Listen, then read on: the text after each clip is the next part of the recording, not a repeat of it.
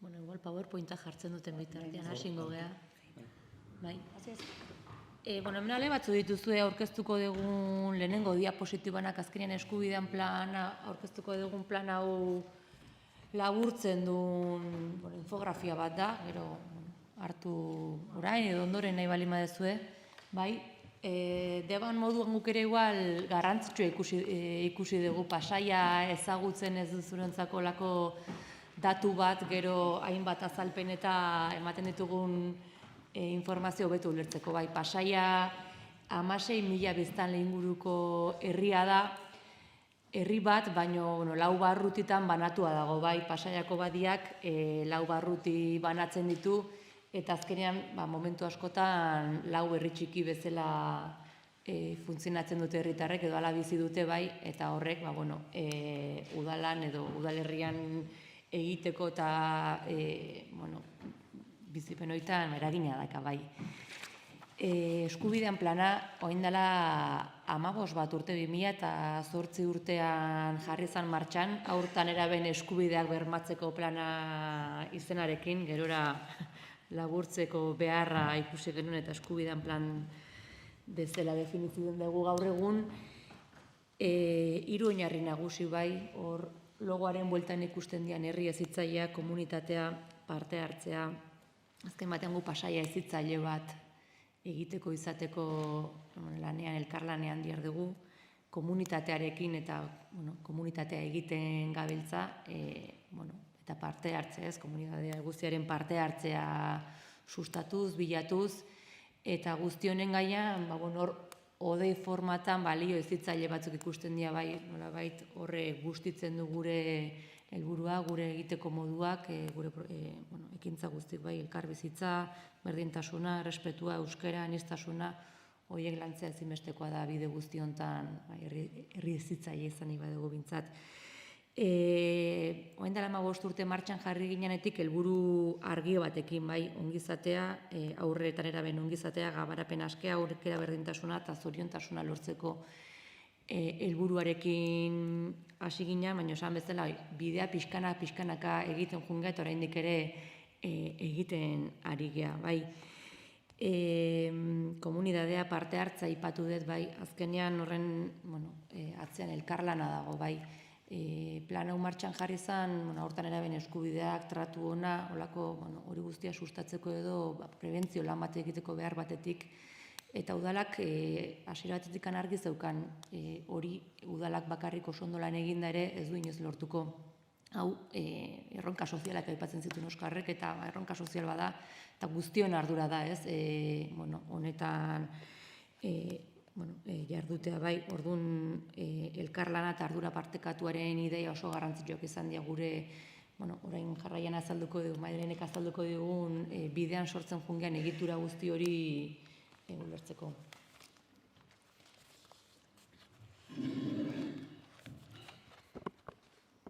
Bale, Elik aipatu du pixkat marko orokorra eta hitz polita asko, ez? Baina hori egikaritzeko edo, oso garrantzitsua diala erabakiguneak eta elkarguneak egotea, imaginatzen dut proiektu guztitan.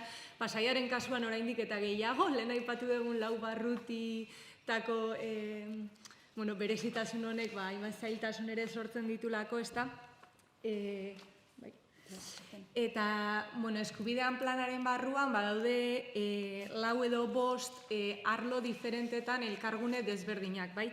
Lehenengoa izango litzake udal zerbitzuen gunea, hemen parte hartzen dute liburutegiek, kale hezitzaile, musika eskola, gaztelekuak, pentsa Pasaian ditugula 3 gazteleku, 3 ludoteka, 4 liburutegi, orduan herri normal edo esango dugu arrunt batek baino kudeaketa eta koordinazio gehiago eskatzen dula, ez? Eta gune honetan elkartzen dira guztiak, eta helburua bai izan pixkat haurtan erabeak jartzen baditugu zentroan, haurtan erabe batzuk berdinekin ari dira lanean, beste batzuk ez, baina, bideratu daitezke ez, liburutegian ikusten duten haur bat kale hezitzaile gaztelekura, ikusten genitun zerbitzu pilo bat zeudela, baina askotan elkar lotu gabe edo josi gabe harreman horiek, ez? Eta gune honetan, aukera profesional horien ordezkariak elkartzen dira, elkar ezagutzen dira, eta elkar ezagutze hutsak sortzen ditu sinergia pilo bat, eta bueno, hor ere proiektu diferenteak eta barrez. Eta udal zerbitzuen gune honetan, udal zerbitzuetako kidez gain, udal teknikariak ere badaude. Gune guztietan parte hartzen dute haurtan nerabeen saieko teknikariak, kasu honetan Elik, baina baita ere beste bi udal teknikari, sustapen saieko teknikari ezari naiz, euskera, kirola, berdintasuna, bueno, baina bik hartzen dute parte ere gune guztietan, kasu honetan udal zerbitzuan ere. Eta horrek berak sortzen du ere udal liburutegiko edo gaztelekuko hezitzaileak adibidez eukitzea euskera teknikariarekin zuzeneko harremana, esaterako. Gero badaukagu beste gune bat, udal teknikarien gunea deitzen dana, hor parte hartzen dugu gu hirurok, euskera haurtan eraben eskubideen saila eta ni berdintasuna, baina baita ere gizarte ekintzak, hartzen du parte gazteriak, kirolak, hezkuntza eta kulturak, migrazio eta aniztasunak, udaltzaingoak, bai, eta hor bi astean behin juntatzen geha. Batzutan egia lankarga ekartzen dula teknikari ontzat, gure eguneroko dinamikatik ertetzea eta hor sartzea, baino zeharlerrotasunez lan egiten dugunentzat, kasu honetan gu hirurok ere ez, nik berdintasunetik, Jaionek euskeratik eta Elik ere, nik uste asko eskertzen dugun espazio badala, haurtan erabei begira ematen digulako elkarrekin artikulatzeko aukera eta estrategia komunak eraikitzekoa, baino ere budaleko gainerako arlotan aigean berri izatekoa, elkarri zautzekoa, eta sare naturalak sortzekoa gure artean, ez? Gero esplikatuko pixkat gune horretan zer egiten dugun gazteekin zehazki, baina zuek jakitzeko pixka nola funtzionatzen dugun, eta hor alkatea izango litzake arduradun politikoa edo gune horrena. Gero badago gune politikoa, politikoa esaten dugunean gehiago da, planean politikoek ere badukatelako beraien presentzia, ez, eta hortan eraben eskubideen defentsan noski. Eta gero, hor eragileen gunea, ikusten duzu, ere hor zorreran, hasi izan elkartzen, eragile eta herriko elkarte desberdinekin gune bat, zeinetan teknikariok ere parte hartzen genuen, eta hor bat zegoen sinergia bat ezinbestekoa ere herriko hainbat arlotan laniteko, eta hortan erabei zegozkien gaietan koordinazio bat egoteko, egia da hau ahuldu intzala desagertzera ino, eta orain, gero erronketan Jaionek aipatuko du, baina berrartu nahiko genuke zeiruditzen zaigu estrategikoa dela haurtan erabeen lanean, elkarteak eta mugimendu soziala herrikoa ere aktibatua eta koordinatua udalarekin. Eta gero azkenik daukagu hezkuntza gunea, eta hezkuntza gunean parte hartzen dute Pasaiako 3 ikastetxeak. Pasaia Lezio Lizeoa, Karmengo Ama ikastetxea eta Anuntziatak. Bat dago Treintxerpen, beste da Donibanen da beste Antxon. Eta hemen ere, barrutika eta ikastetxe bakoitza bere soziologia eta bere izateko modua ditu, baina gune honetan elkartzen dira eskola guztietako ordezkariak. Eta lehen esan bezala udaleko teknikariekin, eta hor ere lanketa egiten da, eta badagolako devoluzio bat udalean, udal zerbitzuetan egiten ari gerana, eta ikastetxeetan egiten ari denan zubilana egiteko, ez? Orduan, pixkat ikustezu komunitate osoa integratu nahi izan degula espazio diferenteetan. Hau da helduok egiten deguna, egia eskubidean plana haurtan erabeak sujetu aktibo eta herritar bihurtu nahi ditugu, eta aipatu dituten gune guztitan ez daude, baina egia da gune hauek sortzea beharrezkoa izan zala nolabait gero pausu emateko, beraiei ere aukera emateko udal politiketan parte hartzea aktibo bat izateko, ez?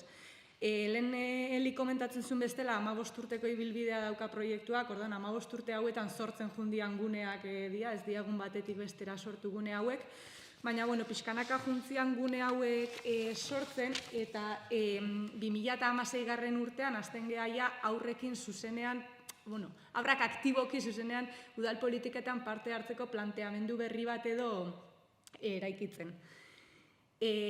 Gaur-gaurkoz martxan daukaguna.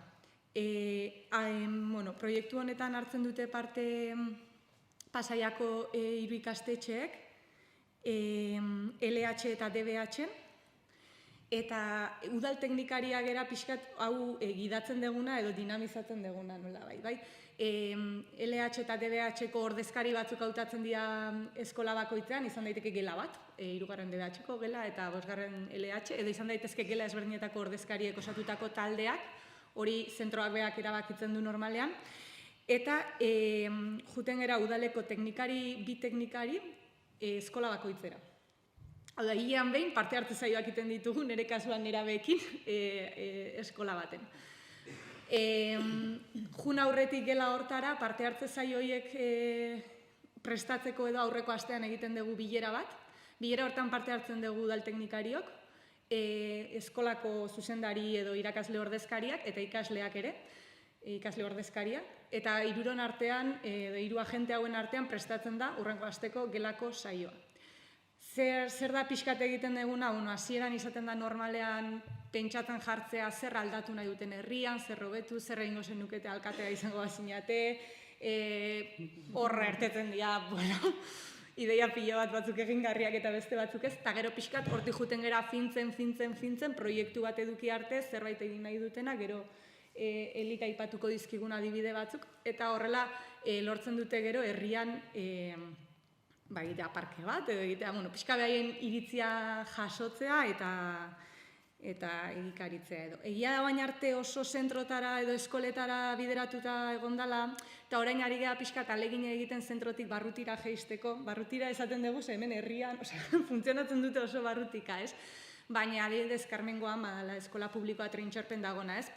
Ikusten ari geha lanketa bat behar degula trintxerpeko aurrek eskatzen digutenean, ez dakit, zer gai baten inguruan jardun nahi dutela edo aldaketa bat nahi dutela, nola lortu udal zerbitzuak, hau da, barruti horretako gaztelekuak, ludotekak eta barrere gai horren bueltan jartzea pentsatzen eta pixkat identitate hori komunitarioagoa izaten. Eta, bukatuko, porque, claro. Eta, hori pixkat bukatzeko nola egiten dugun lan eta hor baliotan jarri dugu, ez? Pixka behain interesetatik abiatzen gehala, lanketa egiteko orduan, pixkat behaien mundu ikuskera ulertzen alegintzen gehala, beraien hizkuntzan hitz egiten batzutan ez da erresa, baina pixkat ez geizten, beraien markora edo, eta, pixka balioak lantzeko aprobetxatzen dugula ere, bai elkarbizitza, bai errespetua, bai, pixka baliotatik eraikitzen ditugula, eta ideia dela behaiek alduntzea, bai modu individualean eta bai kolektiboan, eraldaketa beraiek egiteko herrian. Hori da, eta askotan aipatutako, Malenek aipatu duen hori ez, egitura hori, zer nola lan egiten dugun adibideen bitartez, hobeto ulertzen da, bai, ze gai lantzen dira, azkeneko 5 ikasturteetan zeintzuk izan dira aurtan erabek mai gainean jarri dituzten interesgune, kezka nagusiak, lau multzotan edo aipatuko ditugu, aisialdi eskaintza, bai, aisialdi egitarau bat antolatu nahi izan dute Pasaian, une desberdinetan, beraien adineko gazte zuzenduta, beraien interesgune horietatik ikastaro tailer desberdinak, eta bereziki ere jaiak eta ospakizunak aipatzen dituzte, barrutietan dauden udako jaiak, urtean zehar egin daitezkeen inauteriak diala, gau beltza dela, hor ere parte hartzeko interesa adirazi dute. Argazki hortan ikusi daiteke trintxerpeko DBH-ko taldekoak adibidez, basaten zuten guk Karmengo jaietan parte hartu nahi dugu. Honek aukera ematen digu, beraiek herriko eragileak ezagutzeko, bai ezagutu zuten, batetikan jai batzordea ezagutu zuten Korkoiburuak gazte eragile bat, bai, jai batzorretako teknikaria ere zuzenen ezagutu zuten, eta egitarau bat antolatu, proposatu zuten eta antolatu, hor mailan daude eta beraiek ere antolak eta lanetan jartzea bada beste helburuetako bat ez bakarrik proposatu, baizik eta proposamen hori gauzatu. Inguru giroaren zaintza, balioekin oso lotuta ez, inguru giroaren gaia ere behin da berriz mai gainean jartzen dute, eta horrek aukera eman digu, balio hori lantzeko, hausnarketa bat egiteko, sentsibilizazio kanpaina bat, auzolan egun batzuk bai ondartza, bai kalea garbitzeko, familiak ere deituak izan zian auzolan egun horretara, eta seme-ala hauekin batera, gurasoak ekartzea ere lortu genuen momentu batian. Oso gai ohikoa espazio publikoaren erabilera, batez ere lehen hezkuntzan dauden aurre kalea oso presente dute, jolasa, kaleko bizitza hori, eta etengabe aipatzen dituzte zer konponduko luketen, zer hobetuko luketen beraien herrian, gaztentzako espazioak sustatzeko proposamenak ere behin da berriz, jolasgunen diseinuetan aritu dira, diseinuaz gain ere bat, hor ikusten da momentu batean, auzolanean ere jolasleku horien elementu batzuk eraikitzen ibili izan dira, mugikortasuna, aipatu dugu Pasaia lau barruti, nola eragiten die muga horrek beraiei autonomiaz mugitua izatzeko, nola sentitzea kalean, hausnarketa hori gazte bezala, neska gazte bezala, ze beldur, ze bizipen ditugu kalean, hori ere landu izan da. Eta orain arte aipatzen nahi gara askotan igual, beraiek proposatu dituzten gaiak. Eta egia da, nolako kontrako norabidean, hau da, udalak esku artean dituen proiektuak ere, momentu batean aurten erabekin partekatzea, gehiago kostatzen ari zaigu, baina adibide bezala badaukagu APOA edo irekintza plan orokorra berrikusten nahi da momentu honetan Pasaian, eta parte hartze prozesu hortan ere, aurten aberabeak protagonista egin dia, esango nuke gaina izan dela, multzorik, gehien parte hartu duna, ez beraien ekarpenak egiten datozen urteetako Pasaia hori nolako izan behar duen esanez. Eta azkenean, tratu honak lantzea, emozioak lantzea, eta balioak azken batean, ez naiz gehiegi luzatuko, baina irudi desberdinak ez eskoletan egiten den lana, elkarri entzuteko, hitza hartzeko, kalean egiten den lana, udaldeko langileekin zuzeneko hartu eman hori udala gertuagotik ezagutzeko, beraiei ere momentu batean aitortza bat egiten duten lan hori, inaugurazio batean protagonistak izan daitezen, eta bar.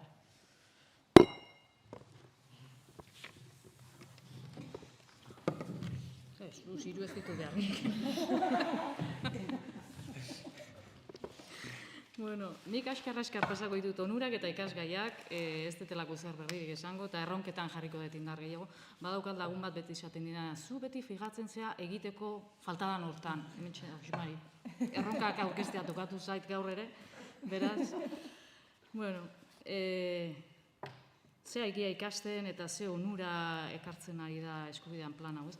Bueno, batetikan aurrak behaiek kontzientzia hartze bat, eskubide eta gaur aipatzen zen bete beharren gainean, ez da. Aktore sozial modura ikusten hasi gea, herrian sujeto aktibo politiko bezala ikusten hasi gea. Euren haurtzaroa eraikitzen ari dira orain eta hemen, hori ere importantea, ze beti etorkizun bezala ikusten ditugu, ez da. Orain eta hemen ari dira haurtzaroa eraikitzen, ahalduntzen ari dira, ikasten, gaitasunak hartzen. Parte hartze sistema honek, Malenek aipatu duen sistema honek, aukera eman digu aurrak entzuteko, aukera ematen digu aurrak entzuteko, eta nola sentitzen diren, pixka gertutik ezagutzen nahi geha, ez da.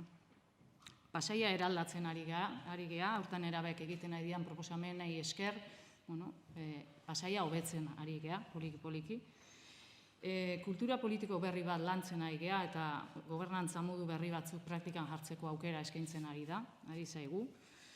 Eta, esango dugu, Malenek aurkeztu da hasieran ez da, egitura bat sortu dugu, elkarlanerako topaguneak sortzen ari geha eta hor komunitate sare bat sortzen, nolabait, ez da.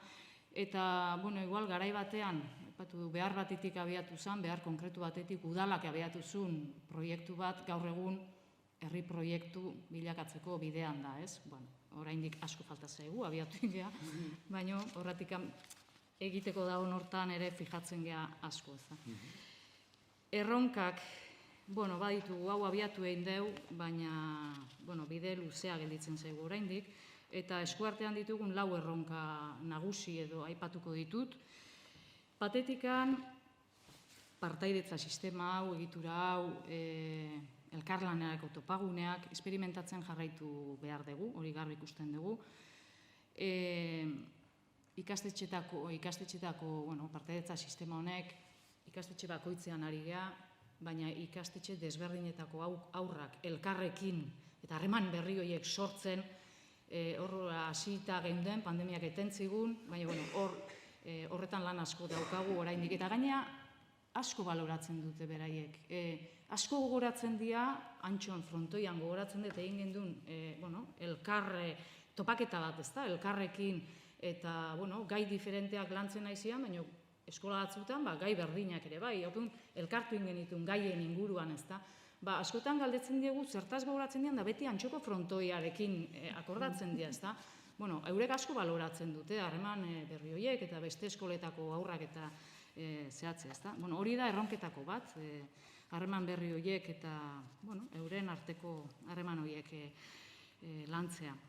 Beste bada barrutietako, eskolatan interesguneak sortzen dira, eskoletan ari lantzen, baino eskolatik kanpo ere dinamika hauek barrutietan, udal zerbitzuen guneetan, gai batzuk, kalean edo kanpoan landu nahi ditugu. Hau, kanpoan lantzeko bai, baina bestalde herriko ikastetxetan eskolatuta ez dauden aurrak ere bildu ahal izateko, ezta? Helburu hori badaukagu baita ere. Udal zerbitzuen arteko harreman hori aipatu du zertxo bait Malenek, ezta? Hor badaukagu, adibidez, orain proiektu batekin hasiko gea, esperimentatu nahi dugu, Donibanen eraikin batian udal zerbitzu asko daude. Gaztelekua, ludoteka, kuadrilategi, kalezitzaileak, musika eskola, eraikin berean daude. Bueno, zer egin dezakegu elkarrekin? Eta gure aurrak eta nerabeak elkarrekin, baina gu geuk ere, esaten dugun harreman horiek sortu eta elkarrekin zerbait eraiki, ez? Hor ere iritikatekoekin egiteko asmoa daukagu, olako esperimentu bat, ez dakik guzeateako da. Elkarten topagunea aipatu du, urte batzutan oso ondo funtzionatu zuen topagune bat, 17 elkarte elkartzen zian, hortan erabekin lan egiten duten 17 elkarte, ez gendun asmatu hori iraunarazten. Aurten egon gea beraiekin, diagnostiko txike bat egin dugu, elkartekin hasi nahi degula berriro. Hartu behar degula horri berez. Bigarren erronka da, udalaren koherentzia. Pixka bat indartu behar dugu. Ailik aipatu du zertxo bait, ez? Hemen norabide batean lan asko egiten ari gea, aurtan eraben interesei jarraituz proiektu batzu lantzen ditugu, eta hori udalera trasladatzen dugu, modu batean edo bestean, baina beste norabidean, udalaren proiektuetan zenbateino trasladatzen dugu, aurren iritzia jasotzen dugu, eta eurak jartzen ditugu baita ere lan horretan, ez da. Apoa egin dugu, baina egin ditugu baita ere jolasgune berrik sortu ditugu aurren proposamenez, baina gero udalak jolasgune berri batzuk berritu ditu, aurtan erabeekin itzein gabe, koherentzia pitin bat falta zaigu, eta hor zer hobetu handia daukagu. Proiektuaren sozializazioa da beste erronketako bat. Ez dugu oraindik aurretan erabea sujeto politiko aktibo bezala ikusten esan dugun egitura honetatik kanpo. Hemen aigeanak bai, baina hortik kanpo oraindik ez dugu lortu. Eta hor, gurasoek, adibidez, gurasoen gana, helduen gana, iristeko bideak landu behar ditugu. Eta azkeneko erronka hori da, ez nolait, topagune berriak ere sortzea, harreman sare berriak sortzea, herri proiektu honetan gurasoen implikazioa, gazteen implikazioa, ze hortan erabeakin nahi geha, baina ez dugu jarraipen hori gazteekin egiten, oraingoz behintzat. Horiek ez.